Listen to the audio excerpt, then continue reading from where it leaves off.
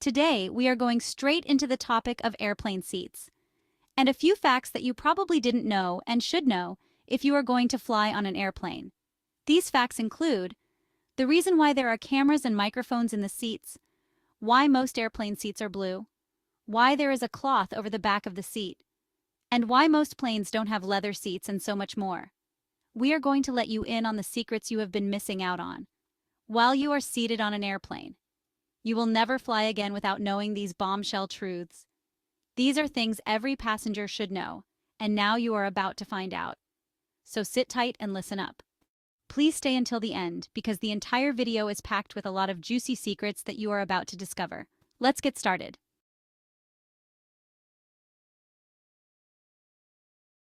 Back in the heyday of airplane travel, it was all about the flying experience, sublime service, stylish outfits, and enough room for passengers to cartwheel around if they felt so inspired.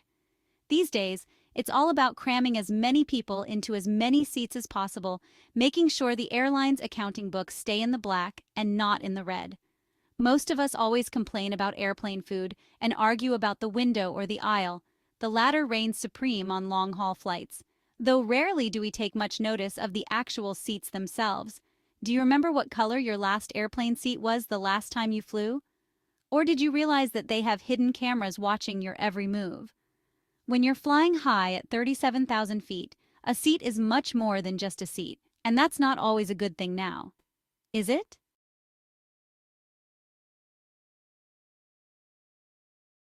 If you haven't noticed, the seats are always blue. Next time you step onto a plane, whether you're heading to Chile or Chattanooga, take a moment to notice the color of the seats. 9 times out of 10, each and every one of them will be some sort of shade of blue. There's a couple of reasons, and one is that blue has a calming, relaxing hue. Aside from the blue seats' positive effects on the brain, they also do a stellar job of masking and concealing all the grime, dirt, germs, and stains. Ever noticed how bus seats are predominantly blue with wild patterns? It's the same deal. Compared to a bright yellow, for example, a dark shade helps to make the seats appear cleaner and, therefore, offers longevity.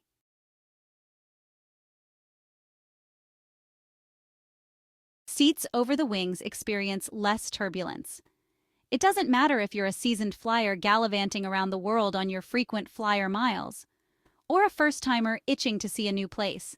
Turbulence is never fun. Unfortunately, we can't always avoid it, but what we can do is minimize it.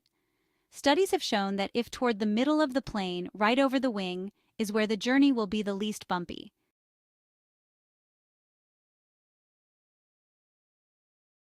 The layout of an airplane's seats will determine whether it's a narrow-body or wide-body airplane.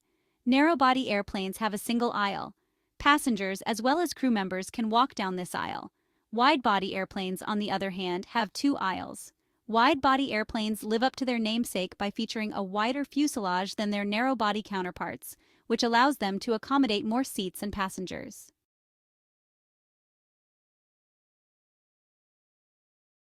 For those who would do anything to be next to the window, it can be wildly disappointing when you're not actually next to a window, instead needing to crank your neck forward or back to get a glimpse of the clouds. Ever wondered why that's the case? Money, that's why. Cash-hungry airlines try to squeeze in the maximum number of seats. Adding windows, on the other hand, is a little more difficult. Let's talk about the emergency exit seats now.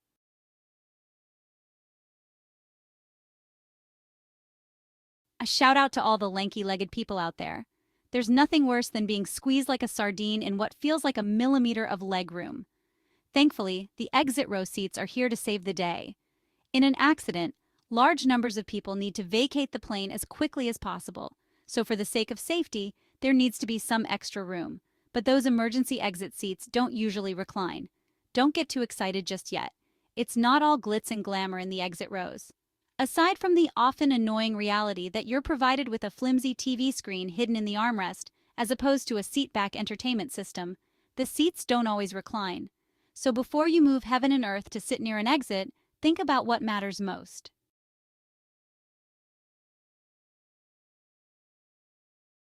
Why don't some airline seats recline either? Airlines are always looking for ways to keep the weight of a plane down to keep fuel costs at a minimum, often at the expense of the comfort of the passengers.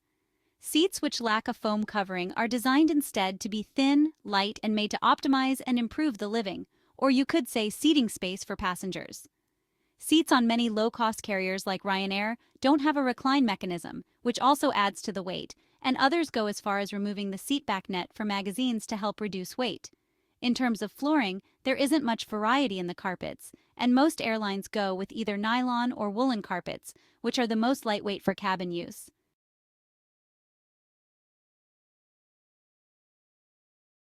First-class seats are 70% more than those in economy. For most of us, the thought of sailing through the skies with incredible first-class amenities like a glass of champagne in one hand and a freshly baked cookie in the other is but a far-off dream. For those with pockets deep enough to afford a first-class ticket, it's a reality. Is the 70% hike in cost really worth it, though, for just a few hours of luxury?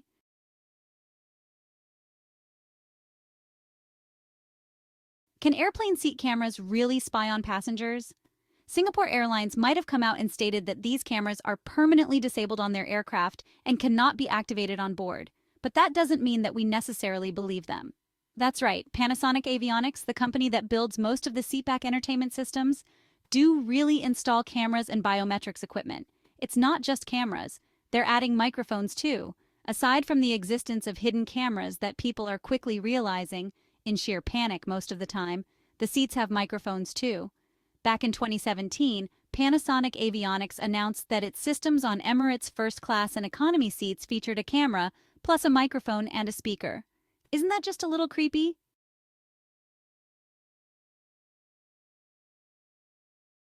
Sometimes there are infrared sensors as well. Cameras, microphones, speakers. It doesn't stop there. British Airways, as well as the award-winning Air New Zealand, have come out and admitted that their seatback screens are fitted with infrared sensors. The idea of anything being hidden in plane seats, let alone biometric scanners, has raised a heck of a lot of questions. Are you getting value from this video so far? We hope so. Please hit the subscribe button and notification bell so you don't miss out on future videos. And don't forget to like the video. Now let's continue.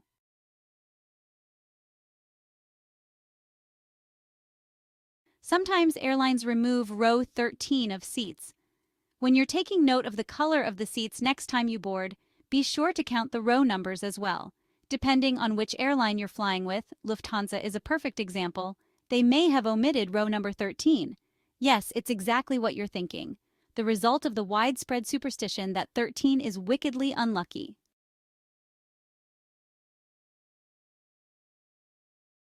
Seats at the back are safest. If you want luxury, sit at the front and pay up. If you want the smoothest ride, then sit over the wings in the middle of the plane. But if you want the highest chance of survival when everything hits the fan, then plonk yourself down at the back of the plane. According to Business Insider, data from past crashes and crash tests shows that the back of the plane is probably safest.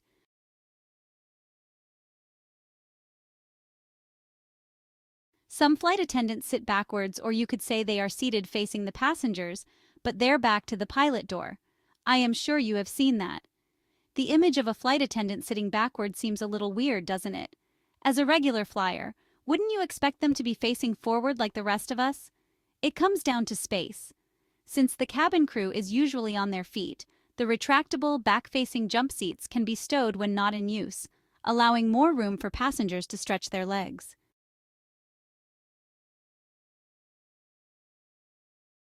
What's with the cloth on top of the seat? Next up on things you never noticed on planes but won't be able to avoid seeing next time you fly to Disneyland, the humble seat cloth. These thin pieces of fabric act as a barrier between the passengers' heads and the seat itself, and with correct cleaning, reduce the chances of transmitting any germs, because you can't just put an entire seat through the washing machine, can you? Let's talk more about the seating fabric and its importance.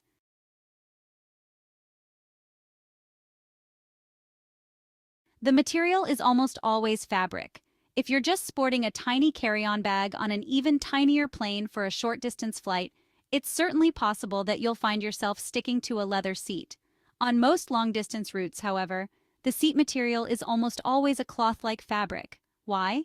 Simply to allow the passenger's skin to breathe and avoid excessive sweating. Yes, as a general rule, Most long-haul carriers won't install leather seating because they can get unpleasantly sweaty for passengers. Synthetic fabrics breathe, which makes for a more comfortable experience. Fabrics are chosen for their hard-wearing qualities, and airlines tend to go with darker fabrics for maintenance reasons. It's much more of a bother to clear up a red wine spill on white fabric than on black, as most of us have discovered the hard way. Ergo, dark-colored seats mask dirt and therefore appear to be cleaner and longer-lasting than pale hues. For the same reasons, patterned fabrics are favored over plain ones for seat covers to mask wear and tear over the years.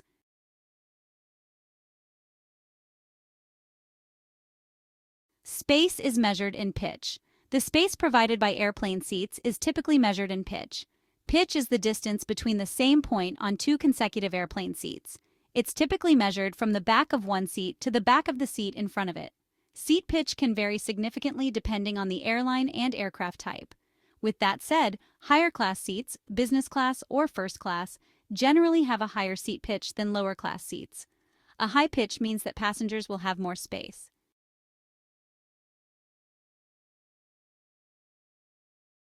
Now let's talk about seats near a window and what is required. Regulations may require window shades to be open. If you have a seat near a window, you may be required to open the window shades when the airplane is taking off and landing. Window shades are visors that cover the window. You can open them to allow sunlight to beam into the airplane, or you can close them to achieve a darker environment.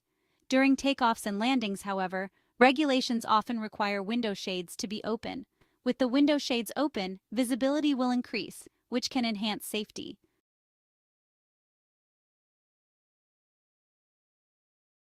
Seat comfort. Perhaps the one area we're all interested in when we get on an airplane is the type and size of the seat we'll be sitting on. Because let's face it, there are all types of plane seats available, but not all of them are the same. Each airplane has its own type of seats, and knowing which airline offers which type of seat can make your next flight a lot more pleasant.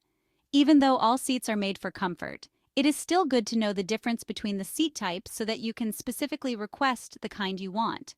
Seats on airplanes usually correspond to the price of the ticket and the type of passenger they are meant to accommodate. First-class plane seats are naturally going to be bigger and wider than standard seats because people are paying more for the service. Therefore, the seats themselves are not as important as the class of service you choose, even though the two always go together.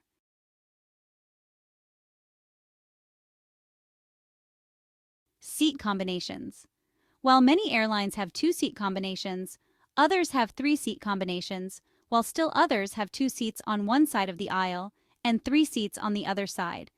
The higher the class of seating, the larger and more comfortable the seat usually is, which is always something to keep in mind when you're reserving seats for your next flight.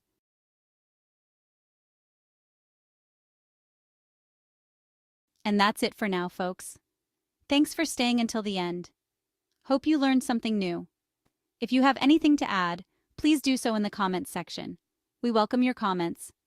Please visit the links in the description. Anything you purchase will support the channel. Also, don't forget to subscribe and hit the notification bell so you don't miss the next videos coming up. And please be safe until next time.